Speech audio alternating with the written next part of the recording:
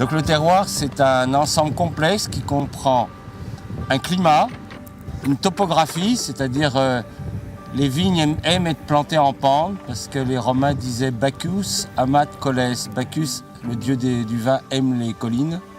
C'est aussi une géologie et c'est enfin un sol.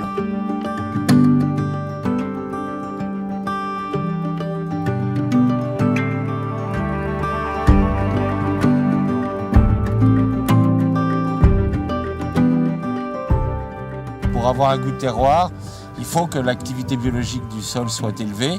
Ce sont les microbes qui nourrissent la vigne. La vigne n'est pas capable de manger dans le sol. Donc si votre sol n'est pas en bon état vivant, il n'est pas vivant et ne pourra pas nourrir correctement la vigne avec les goûts du terroir. Donc vous serez obligé de mettre des engrais chimiques et les engrais chimiques sont tous les mêmes sur la surface de la terre. Donc vous allez faire des vins qui n'auront pas un goût de terroir. Claude Bourguignon, j'ai fondé avec Lydia le laboratoire d'analyse microbiologique des sols. Et donc notre laboratoire fait des analyses complètes, c'est à la fois physique, chimique et biologique des sols agricoles et des sols viticoles.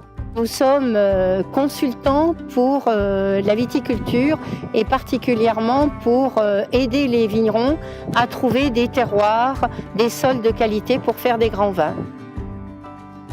Pour moi, le sol, c'est l'équivalent de la partition pour un musicien. Donc le sol va donner comme les notes. L'instrument de la musique, pour l'interprète, c'est très important.